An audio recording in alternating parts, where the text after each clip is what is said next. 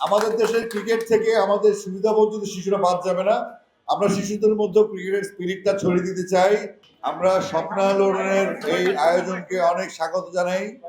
আমাদের শিশু বাচ্চারা ছিন্নমূল এবং সুবিধাবঞ্চিত যারা আমাদের বাংলাদেশের বৃহৎ অংশ, সারা বাংলাদেশে তারা ছড়িয়ে ছিটিয়ে আছে, তাদের ভাগ্য উন্নয়নের জন্য অনেক কাজই হচ্ছে, বা সেটা অপ্রতুল। আজকে আমরা এসেছি স্বপ্নায়নের আয়োজনে শিশুদের, বঞ্চিত শিশুদের জন্য যা সুযোগ সুবিধার ব্যবস্থা করা এবং তাদের সাথে গেট টুগেদার করে একটু উপহার দেওয়া, একটু খাদ্য বিতরণ করা। এটা আসলে একটা সাময়িক এবং ছোট দায়িত্ব। তো আমরা যেহেতু এসেছি, যাদের উদ্যোক্তা স্বপ্নায়নের সবাইকে অনেক অভিনন্দন। আপনারা মিডিয়ার মাধ্যমে এটা প্রচার করবেন যেন সারা দেশে মানুষ অ্যাওয়ারনেস ডেভেলপ করে এবং আমরা আমাদের সন্তানদের সাথে দাঁড়াতে পারি।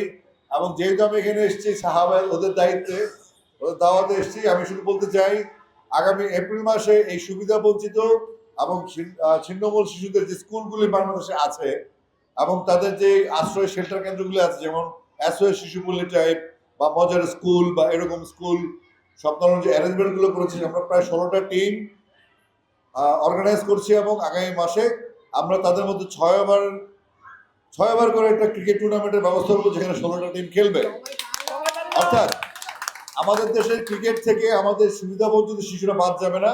আমরা শিশুদের মধ্যে ক্রিকেটের স্পিরিটটা ছড়িয়ে দিতে চাই এবং বাংলাদেশের লাখো সুবিধাবঞ্চিত শিশুরা যারা আমাদের ভবিষ্যৎ, তারা ভবিষ্যতে বাংলাদেশের নাগরিক হিসেবে, সুনাগরিক হিসেবে বাংলাদেশের উন্নয়নে সহযোগী হবে এবং তাদের মধ্যে আমরা ক্রিকেটের মাধ্যমে ডিসিপ্লিন ছড়িয়ে দিতে চাই, মূল ধারায় তাদেরকে সংযুক্ত করতে চাই।